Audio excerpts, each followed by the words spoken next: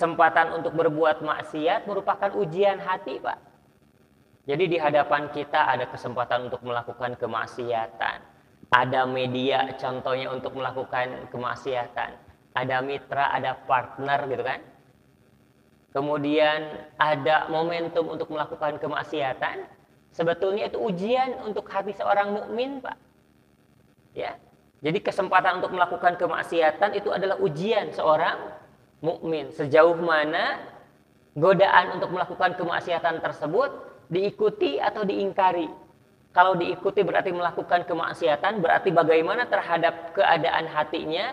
Kalau keinginan untuk melakukan kemaksiatan tersebut diingkari, dilawan, bahkan dialihkan dengan ketaatan, Rasul SAW menyampaikan bagaimana konsekuensinya.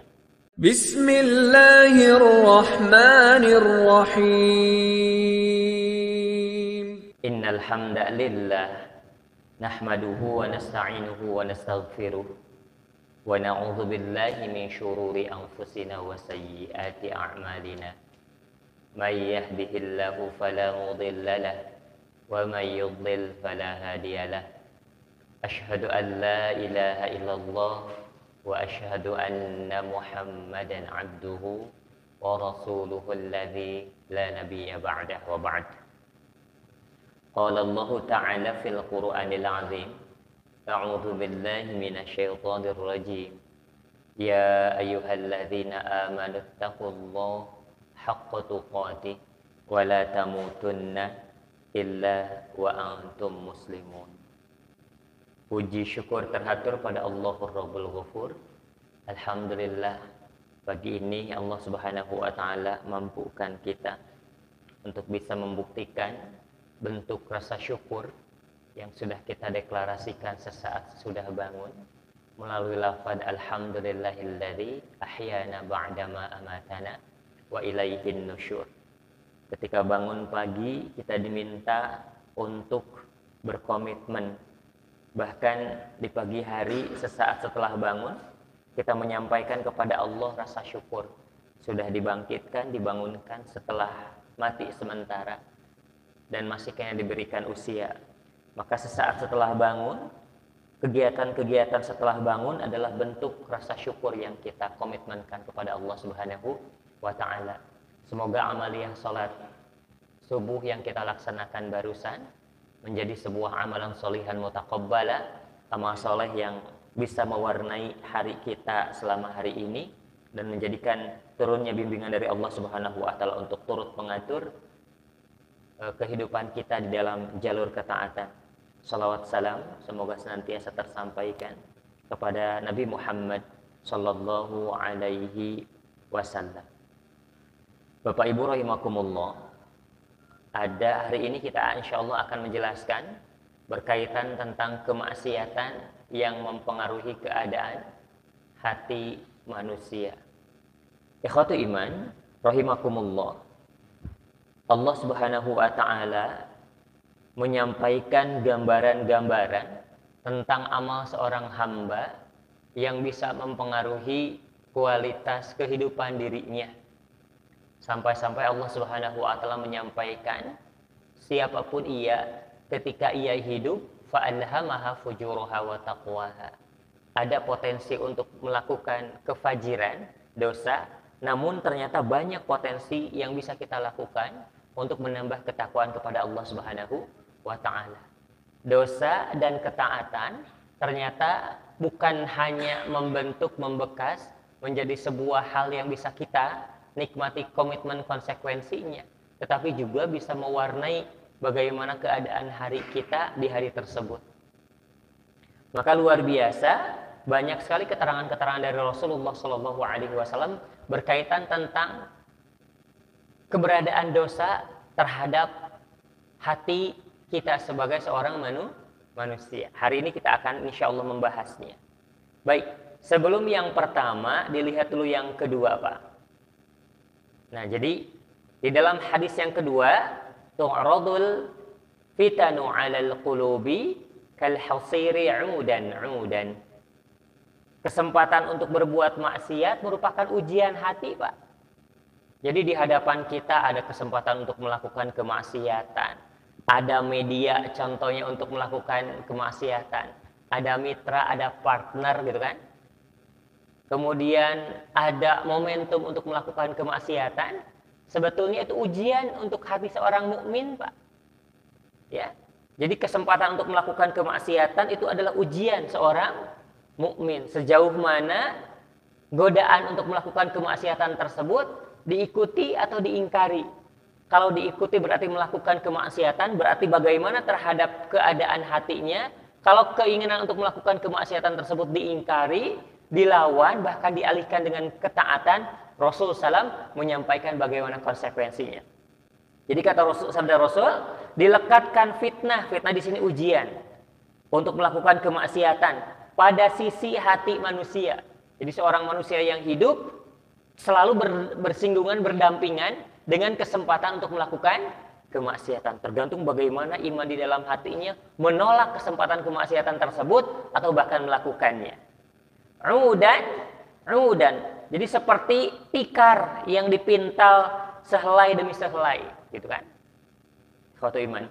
Fa ayyu qalbin usyribaha, maka hati manapun bila tercampur, terasuki atau melakukan kemaksiatan tersebut, nah gitu kan ya, ada kesempatan untuk melakukan kemaksiatan lantas dilakukan. Ada godaan gitu kan untuk melakukan kemaksiatan, kemudian dilakukan kemaksiatan tersebut tidak dilawan, nukita fihi nuktatun sauda. Maka kemaksiatan yang dilakukan itu menorehkan, menggoreskan satu titik hitam pada hati manusia. Jadi Masya Allah, disinilah pentingnya keberadaan iman. Walaupun di hadapan kita, di sekitar kita banyak sekali kesempatan untuk melakukan kemaksiatan, namun iman bisa menjadi proteksi, ya, bisa menjadi pengokoh agar tidak terlanjur atau terkontaminasi, terasuki oleh keinginan untuk melakukan kemaksiatan tersebut. Kenapa? Karena nukita fihi nuktatun sauda. Ketika seorang mukmin, ya, setiap keinginan, setiap godaan untuk melakukan kemaksiatan lantas dilakukan, kesempatan untuk melakukan dosa kemudian dilakukannya, maka nukita fihi nuktatun sauda. Maka ditorehkan, digoreskan pada hati tersebut titik hitam. Kemudian selanjutnya, wa ayyu qalbin ankaraha nukita fihi nuktatun bayda. Dan hati manapun yang mengingkari, itu kan, melawan, bahkan mengalihkan kesempatan untuk melakukan kemaksiatan diganti dengan ketaatan, nukita fihi nuktatun bayda. Maka perlawanan terhadap kemaksiatan tersebut sehingga tidak dilakukan, malah dialihkan dengan ketaatan yang lain, itu menorehkan titik putih pada hati seorang manusia. Masya Allah, Pak. Luar biasa apa yang disampaikan oleh Rasulullah Shallallahu Alaihi Wasallam. Bagaimana kita memanage, ya, mengkondisikan hati kita tergantung bagaimana cara kita menyikapi kesempatan untuk melakukan kemaksiatan. Ikhwatu iman rahimakumullah. Para nabi termasuk orang yang diberikan godaan yang paling berat, Pak, di dalam melakukan kemaksiatan. Namun ternyata Allah Subhanahu wa taala memberikan kekokohan iman. Godaan tersebut tidak lantas diikuti dengan melakukan rangkaian dosa-dosa, namun ternyata dilakukan perlawanan sehingga dialihkan dengan bentuk ketaatan-ketaatan yang lainnya. Masya Allah, ini yang dijelaskan oleh Rasulullah Sallallahu Alaihi Wasallam. Jadi pada seorang manusia ada ujian untuk mempertahankan kesucian hati berbentuk apa? Kesempatan untuk melakukan maksiat. Orang yang ingin menjaga hatinya tetap terjaga, tetap suci, tetap putih, setiap keinginan untuk melakukan kemaksiatan dilawan, diingkari, bahkan dialihkan dengan ragam ketaatan-ketaatan yang lainnya. Masya Allah, ikhwatu iman rahimakumullah. Ini yang jelaskan oleh Rasulullah Shallallahu Alaihi Wasallam di dalam hadis riwayat Imam Muslim. Jadi tetap bagaimana yang dilakukan itu mempengaruhi hati manusia. Hadirin ikhwatu iman rahimakumullah. Kalau hati manusia sudah kelam dikarenakan banyak torehan dosa, Pak. Tadi sekali lagi, setiap kemaksiatan atau dosa yang dilakukan menorehkan titik hitam. Bahkan Rasulullah SAW menyampaikan titik hitam yang dilakukan terus-menerus dikarenakan dosanya seperti pintalan benang yang membentuk sebuah tikar-tikar yang bisa menutupi hati seorang manusia. Ternyata efek dosa itu, Pak, mempengaruhi aktivitas seorang manusia, terutama berkaitan dengan pelaksanaan ibadah kepada Allah Subhanahu wa taala. Ada efek dosa yang sangat berat, Pak. Bagaimana bentuknya? Itu terlihat dari amalia.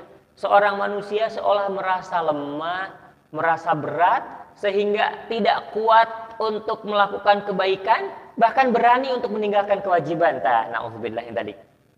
Ini disebut sebagai efek dosa kelas yang paling berat, Pak. Saking beratnya dosa tersebut menutupi hati sehingga sulit sekali untuk mendapatkan cahaya dari Allah Subhanahu wa taala. Apapun bentuk ibadah yang sudah diketahui kebaikannya, sudah tentu pahalanya, memiliki fadilah dan keutamaan, pengetahuan tersebut tidak membuat kita lantas tertarik, bahkan merasa lemah, sehingga ada yang berani untuk tidak meninggalkan atau untuk meninggalkan kewajiban. Na'udzubillah. Nah, makanya Bapak Ibu rahimakumullah, ketika merasa malas sekali, merasa berat di dalam melakukan kebaikan, Pak, gitu kan ya. Nah, hal yang pertama yang harus dilakukan adalah banyak beristighfar. Yang kedua, isti'adzah. Karena itu efek dosa yang dirasakan yang bisa mempengaruhi sikap kita berkaitan tentang pelaksanaan ibadah yang kita lakukan terhadap Allah Subhanahu wa taala. Masya Allah. Iman rahimah. Jadi yang pertama, efek kelas berat dari dosa yang kita lakukan yang sudah menggumpal menutupi hati kita, membuat kita sangat lemah, sangat berat untuk melakukan kebaikan. Ibadah apapun bentuknya, meskipun hal tersebut ringan. Contoh nanti iman rahimakumullah. Ya, Al-Qur'an itu tidak sampai 2 kilo, Pak, gitu kan ya, beratnya, tapi luar biasa, seolah-olah merasa sangat berat sekali sehingga tidak mampu untuk membukanya. Bapak Ibu rahimakumullah, itu bukan dikarenakan fisik Al-Quran yang betul-betul berat, tapi bisa jadi apa yang kita ketahui berkaitan tentang fadilah dan keutamaan Al-Quran tidak membuat kita tertarik, bahkan dilemahkan dengan dosa yang kita lakukan. Ikhwatu iman rahimakumullah, na'udzubillah min dzalik. Jadi ini yang pertama, efek dosa yang menutupi hati kita, membuat kita lemah, berat untuk melakukan kebaikan, gitu kan, untuk melaksanakan sebuah kewajiban meskipun kita tahu fadilah dan keutamaannya, sehingga berani untuk meninggalkan kewajiban tersebut. Ini efek dosa yang paling berat. Yang kedua, efek dosa yang pertengahan, ikhwatu iman. Karena masih ada dosa di dalam hati kita yang belum teristighfari, gitu kan ya, secara utuh, gitu kan, sehingga membuat kita merasakan efek pertengahannya. Seperti apa efek pertengahannya? Kewajiban atau ibadah bisa dilakukan. Kalau tadi yang pertama, tidak sanggup untuk melakukan ibadah, merasa lemah. Yang kedua, ibadah atau kebaikan bisa dilakukan, namun tidak bisa menikmatinya, tidak bisa khusyuk, tidak terasa nikmat, tidak terasa tumaninah, tenang, kemudian merasakan bagaimana nikmat di dalam pelaksanaan ibadah tersebut. Masya Allah. Ini yang kadang-kadang sering kita alami ya Pak ya. Di dalam pelaksanaan ibadah masih mengikuti hareos syaitan. Padahal kita tahu kita sedang ibadah kepada Allah Subhanahu wa ta'ala. Rasulullah SAW menyampaikan ini efek dari dosa kelas pertengahan. Sudah bisa beranjak dari rumah menuju masjid, syaitan 1-0 sudah bisa kita kalahkan. Kita melaksanakan ibadah tersebut, tetapi di dalam pelaksanaannya ternyata sulit untuk merasakan nikmat, gitu kan ya? Sulit untuk khusyuk, tidak tumaninah, tidak menyertakan totalitas, konsentrasi penuh tingkat tinggi, sehingga kesadaran tersebut kita ikuti dengan ragam kesadaran penuh di dalam melaksanakan ibadah kepada Allah Subhanahu wa ta'ala. Rasulullah SAW menjelaskan itu adalah efek dari dosa. Padahal Masya Allah Pak, ya, seperti halnya sholat saja Pak. Rasulullah SAW menyampaikan kepada para sahabat bahwa keadaan ternyaman beliau, keadaan beliau paling nikmat, paling nyaman, gitu kan, paling tenang adalah ketika beliau sedang sholat. Sehingga Rasul sering menyampaikan kepada para sahabat, arihna bis sholat, gembirakan kami, nyamankan kami bis sholati dengan sholat. Apakah hal tersebut sudah kita rasakan, sudah kita hadirkan kenikmatan-kenikmatan di dalam pelaksanaan sholat? Sehingga Rasulullah SAW seolah-olah menantang kita untuk merasakan hal yang sama. Bahwa dalam sholat terasakan hadir kondisi ternyaman dibandingkan dengan hal-hal lain yang pernah dilakukan oleh beliau. Jadi seolah-olah ini merupakan bentuk sebuah deskripsi, merupakan bagian dari tantangan buat kita. Sudahkah kita merasakan nyaman, nikmat, gitu kan, tentram, tumaninah di dalam melaksanakan sholat seperti halnya yang sering beliau katakan kepada para sahabatnya, arihna bis sholat.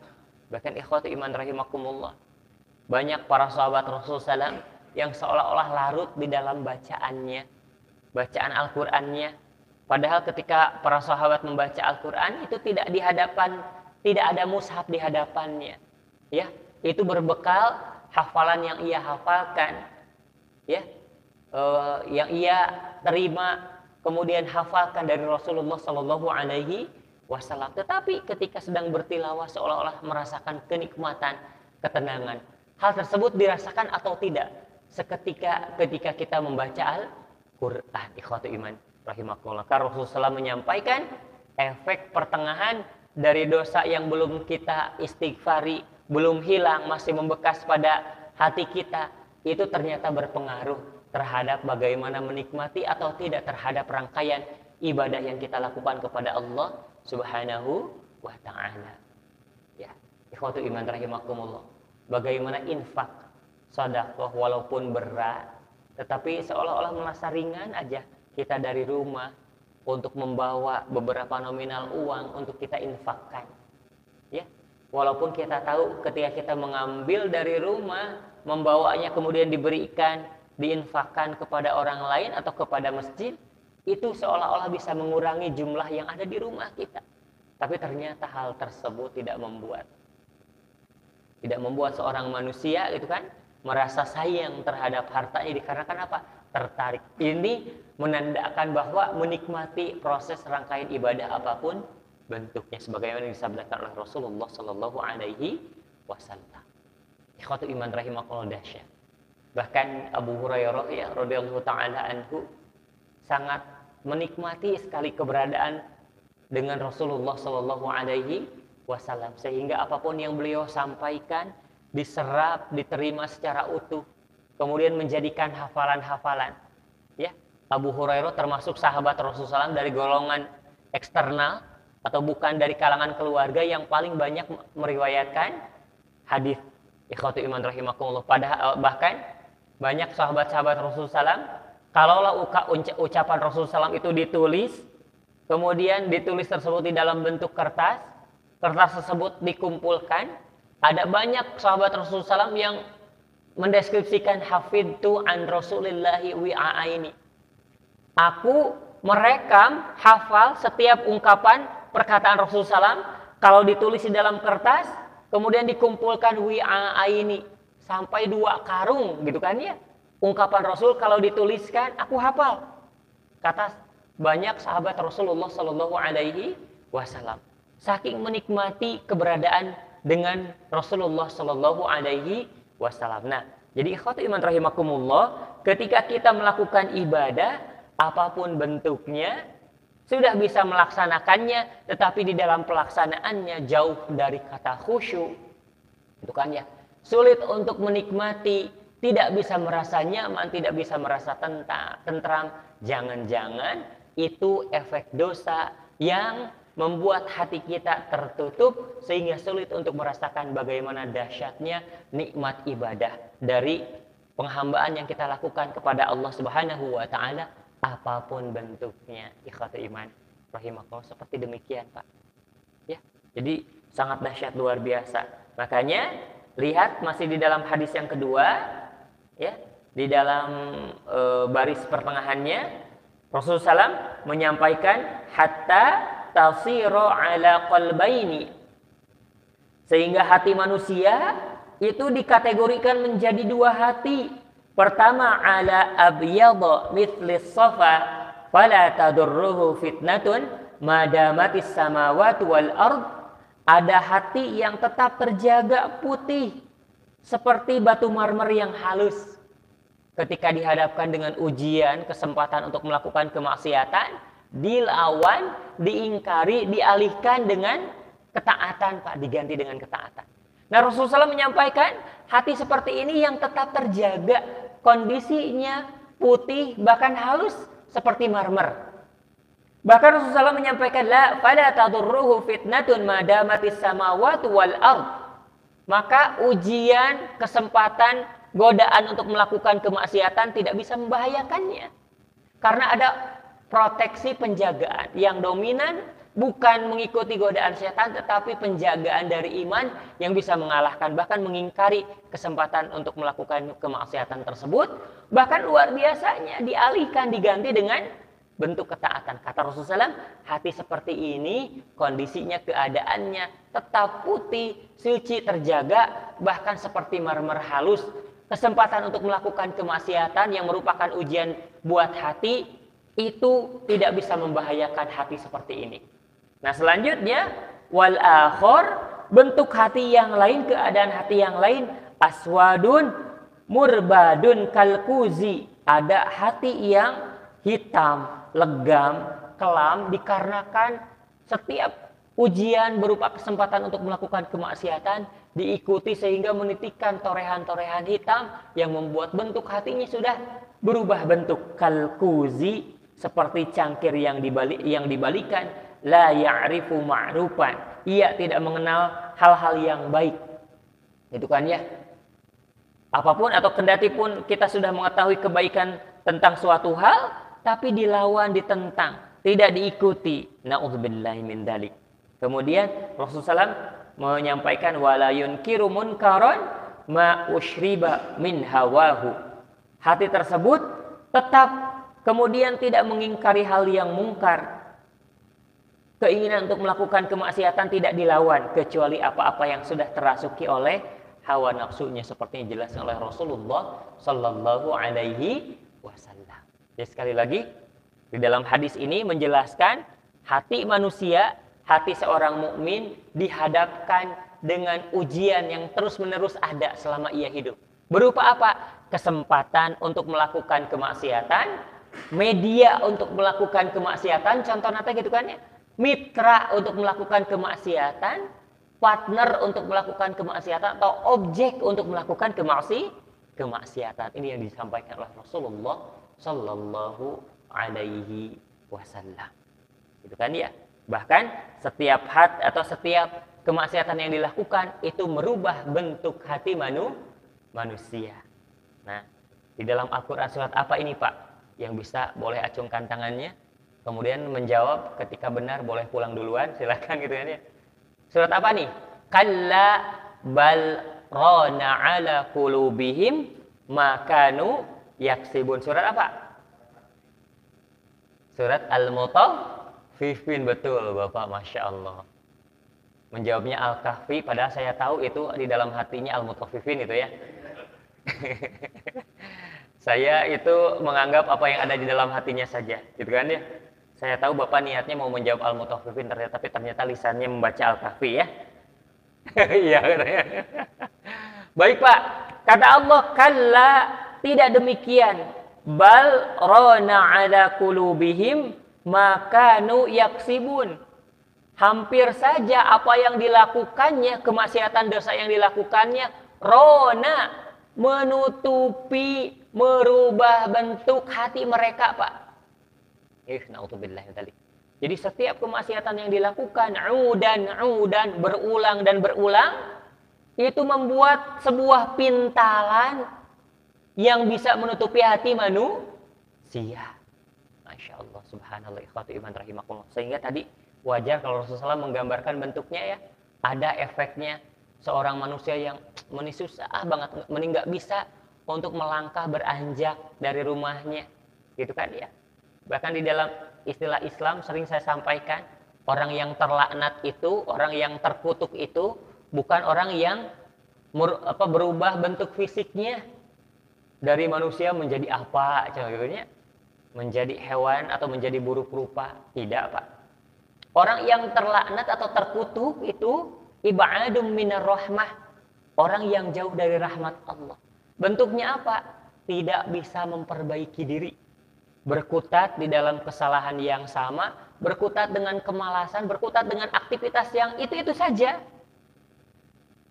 Kekuatan fisiknya tidak membuat ia melakukan hal yang lebih baik.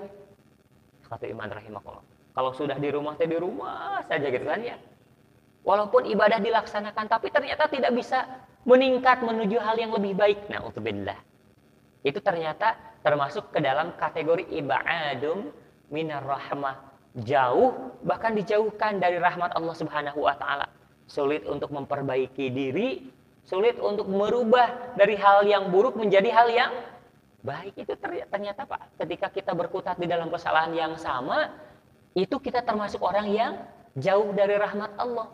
Kategori yang lain, let's say lah, terlaknat. Atau orang yang sedang merasakan efek kontan dari dosa yang dilakukannya, terus berkutat di dalam kesalahan yang sama, tidak bisa memperbaiki diri, tidak bisa meningkatkan kualitas kebaikannya. Na'udzubillah. Kalau kita tahu yang kita lakukan ini teh tidak baik, ya, ini teh maksiat, ini teh penentangan atau perlawanan terhadap syariat Allah, Allah tidak meridhoi hal ini gitu kan, contohnya teh.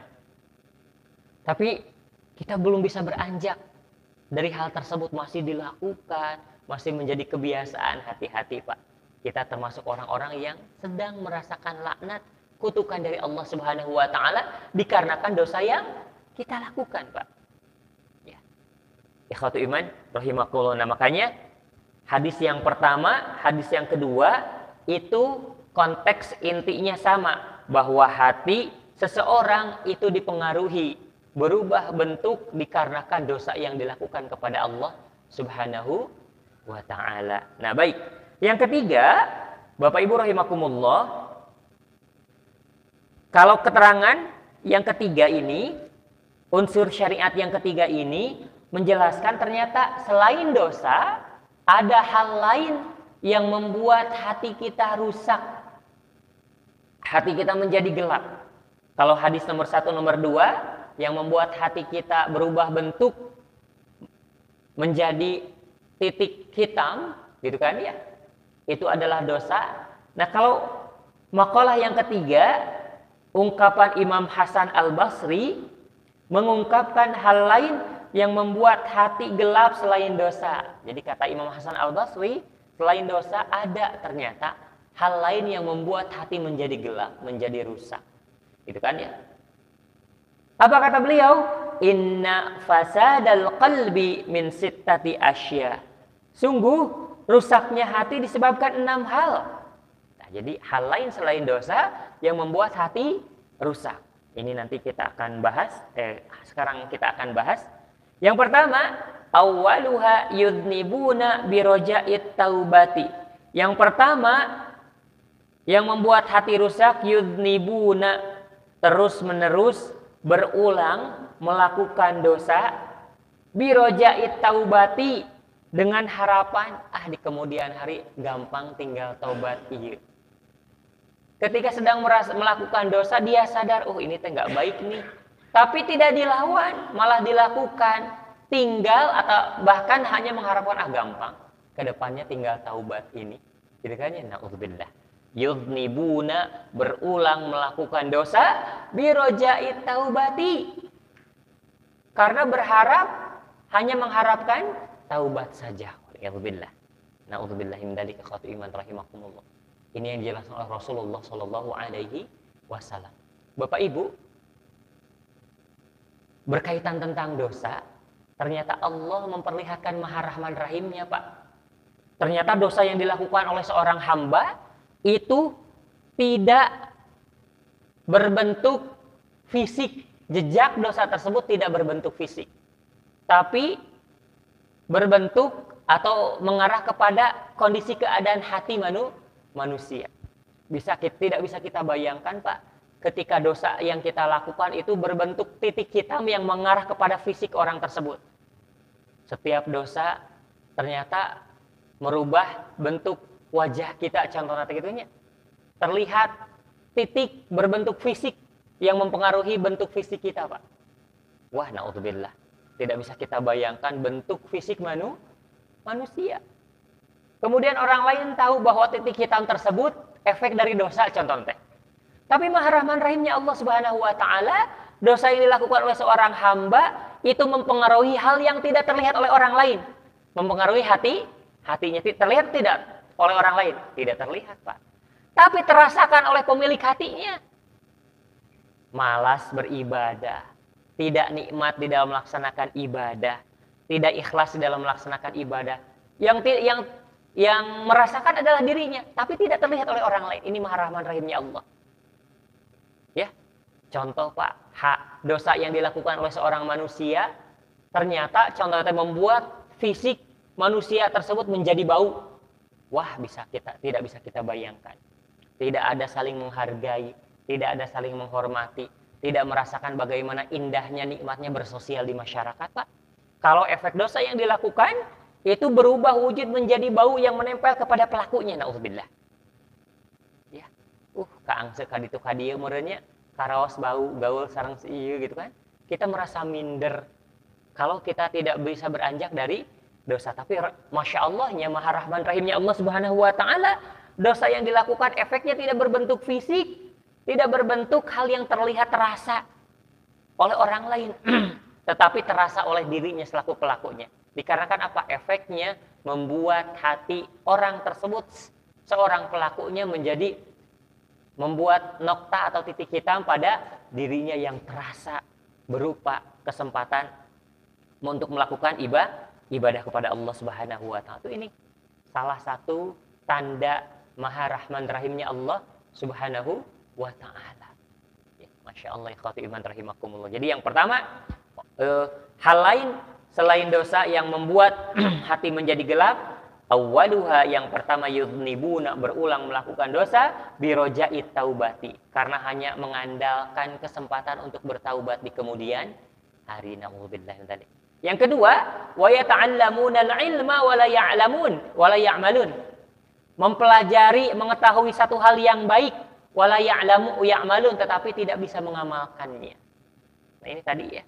Kita tahu hal ini teh baik, dicontohkan oleh Rasul SAW, memiliki fadilah dan keutamaan. Tetapi pengetahuan tersebut tidak membuat kita tergugah untuk mengamalkannya. Nah, kita tahu bahwa ibadah ini, aktivitas ini sangat besar fadilah keutamaannya. Bahkan Rasulullah SAW mencontohkan, memberikan motivasi dengan ragam pahala yang disampaikan. Tapi pengetahuan tersebut tidak menggugah diri kita untuk lebih rajin untuk mengamalkannya. Kata Imam Hasan Al-Basri, karakteristik seperti ini membuat hati seseorang bermasalah. Rusaknya hati seseorang ketika mengetahui hal yang baik tapi tidak tergugah untuk mengamalkannya. Ketika mengetahui keburukan sebuah hal tapi tidak bisa membuat diri kita menahan untuk tidak melakukan hal tersebut, menghindarinya. Na'udzubillah min dzalik. Nah, makanya wa yata'allamuna al-ilma, mengetahui, mempelajari sebuah ilmu, wa la ya'malun, tetapi tidak ada motivasi untuk mengamalkannya. Ya Bapak Ibu rahimakumullah. Fadilah thalabul ilmi dahsyat, luar biasa kan ya? Keutamaan mencari ilmu. Ya. Tetapi ternyata tidak membuat kita tergugah untuk menjadi rajin, gesit. Ya. Kita mengetahui bahwa sholat yang dilakukan, yang dicontohkan oleh Rasulullah SAW itu bukan dilakukannya saja, tetapi ada keutamaan-keutamaan yang harus kita wujudkan. Awal waktu, kemudian di masjid. Tetapi ternyata hal yang kita ketahui tersebut tidak membuat diri kita menjadi lebih tertarik, lebih rajin, gitu kan? Beranjak, bukan hanya di rumah tetapi di masjid. Kata Imam Hasan Al-Basri, ketika mengetahui satu hal tapi tidak bisa mengamalkannya, itu adalah hal yang membuat hati kita menjadi rusak, bermasalah. Selanjutnya, wa idza amilu la yukhlisun. Sekalipun mengamalkan hal yang baik tersebut, la yukhlisun, sulit untuk ikhlas. Nah, kata Rasulullah SAW seperti demikian. Ya, mengetahui hal yang baik tetapi sulit untuk ikhlas. Selanjutnya, wa ya'kuluna rizqallahi wa la yashkurun. Setiap waktu, setiap saat, setiap hari mengkonsumsi, menggunakan rizki dari Allah, entah itu dipakai, dirasakan, dimakan, ya, dibeli, bahkan tersisa sehingga membuat tabungan-tabungan di dalam rekening kita. Kita tahu itu adalah rezeki dari Allah Subhanahu wa taala, wala yashkurun, tetapi tidak bisa mensyukurinya. Nah, itu. Bahkan sedini mungkin, sedini hari, kan? Sesaat setelah kita bangun, itu rezeki dari Allah itu kita rasa. Ya, dengan cara apa? Bentuknya apa? Masih diberikan usia, tapi ternyata tidak membuat kita menjadi pribadi yang lebih baik sebagai bentuk syukur terhadap Allah Subhanahu wa taala. Nah, ini kata Imam Hasan Al-Basri termasuk bagian apa? Bagian dari penyebab hati seorang mukmin rusak. Ya, tidak bisa memperbaiki diri sebagai wujud dari rasa syukur terhadap Allah Subhanahu wa taala. Selanjutnya, wala yardawna biqismatillah. Tidak ridho, tidak menerima, gitu kan? Tidak bersyukur terhadap bagian dari Allah Subhanahu wa taala. Merasa kurang aja. Fokus terhadap hal yang belum didapatkan, tapi hal yang sudah dimiliki, hal yang sudah rusak, gitu kan? Hal yang sudah ada pada diri kita lupa untuk disyukuri, naudzubillah dari. Nah, selanjutnya wayadfanuna mautahum wala ya'tabirun. Hal yang membuat hati seseorang rusak adalah seorang yang terus-menerus ya disaksikan kepada dirinya orang-orang yang meninggal. Kita dengar kabar orang yang meninggal di lingkungan kita, teman kita, itu kan ya. Bahkan kita melayatnya, mengurusnya dari mulai memandikan, mengkafani, menyolatkan sampai mengantarkan ke kuburan. Itu kan ya, wala ya'tabirun, tetapi tidak bisa mengambil pelajaran. Ikhwati iman rahimakumullah. Di sini ada tim pemulasar jenazah. Al-Hikmah sudah membentuk. Alhamdulillah ada timnya ya. Nah, ternyata ikhwati iman rahimakumullah, orang-orang ya yang kita tahu kabar meninggalnya tidak membuat hal tersebut menjadi nasihat buat diri kita. Padahal di dalam Islam, orang yang meninggal itu atau kabar ada orang lain yang meninggal itu sebuah nasihat. Kata Rasulullah SAW, kafa bil mauti wa'idhan. Cukuplah untuk seorang mukmin akan bisa menjadikan pelajaran ketika mendengar kabar kematian seseorang. Apalagi kalau kita mengurusnya dari mulai memandikannya, mengkafani, kemudian menyolati jenazah sampai menghantarkan kuburan, gitu kan ya, untuk jenazah saudara muslim kita, itu luar biasa. Ada seorang sahabat yang bernama Ibnu Umar radhiyallahu anhu, pernah ditanya hal apa yang engkau sesali, gitu kan ya. Nah, jadi Ibnu Umar radhiyallahu taala anhu punya kebiasaan terhadap orang yang meninggal itu ngiring ngurus dugi ka nyolatkeun hungkul. Teu dugi ka nguburkeun. Ternyata Rasul pernah menyampaikan bahwa mengurus jenazah sampai menghantarkan ke kuburan itu pahalanya 2 qirot. Mislah Jabalil Uhud, seperti 2 gunung Uhud. Ibnu Umar ternyata baru tahu konsep ini. Gitu kan ya. Ketika ditanya hal apa yang paling engkau sesali, ternyata yang paling aku sesali berkenaan dengan pengurusan jenazah, mengiring dugi ka nyolatkeun hungkul, pada Rasulullah SAW menjanjikan 2 qirot bagi orang yang menghantarkannya ke kuburan. Nah, ini adalah hal yang paling saya sesali, katanya. Luar biasa, ikhwatu iman rahimakumullah. Nah, ternyata berkaitan dengan mengurusi jenazah saudara muslim kita, itu ternyata ada hikmah yang bisa kita ambil. Ya, seorang mukmin yang baik menjadikan hal tersebut menjadi sebuah pelajaran. Kafa bil mauti wa'idhan. Cukuplah bagi seorang mukmin ketika menyaksikan orang yang meninggal di sekitarnya wa'idhan sebagai bentuk nasihat atau pelajaran. Nah, makanya hal yang membuat hati seorang gelap selain dosa adalah aktivitas kita mengurusi jenazah tetapi tidak menjadikan pelajaran bagi kita yang mengurusinya. Nah, baik, yang terakhir ikhwatu iman rahimakumullah, Rasulullah sallallahu alaihi wasallam menyampaikan berkaitan tentang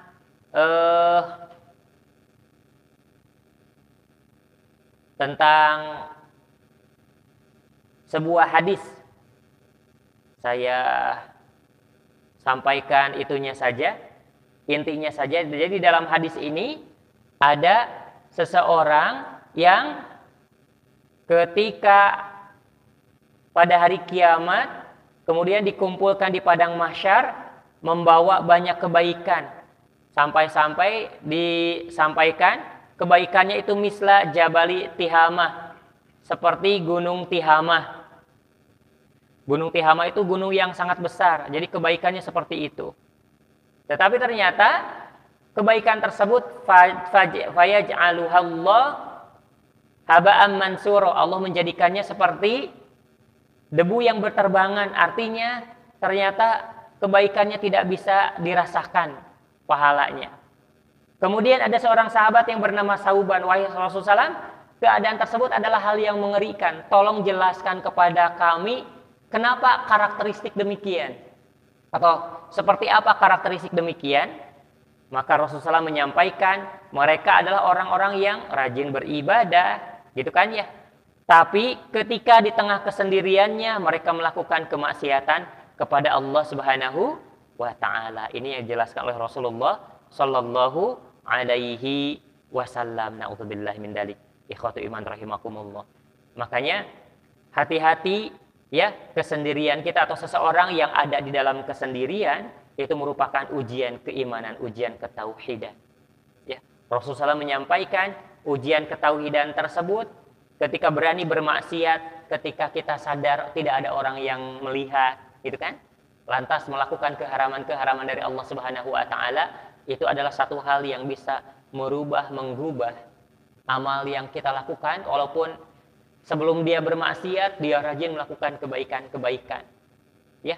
Tetapi ketika di dalam kesendiriannya berani untuk melakukan kemaksiatan, kata Rasulullah SAW, orang seperti demikian di hari kiamat itu orang yang membawa banyak kebaikan, bahkan kebaikannya seperti gunung Tihamah, tetapi fayaj'aluhallah haba'an mansura, tetapi lenyap seketika dikarenakan tidak bisa menjaga dirinya, tidak bisa melawan keinginan untuk melakukan kemaksiatan yang merupakan ujian bagi hati seorang mukmin di tengah kesendiriannya. Hadirin ikhwatu iman rahimakumullah, semoga Allah kokohkan kita untuk tetap berkomitmen kuat ya, melakukan ketaatan-ketaatan kepada Allah Subhanahu wa taala sehingga tidak teralihkan dengan hal apapun bentuknya. Aqulu qouli hadza wa astaghfirullah li wa lakum. Assalamualaikum warahmatullahi wabarakatuh.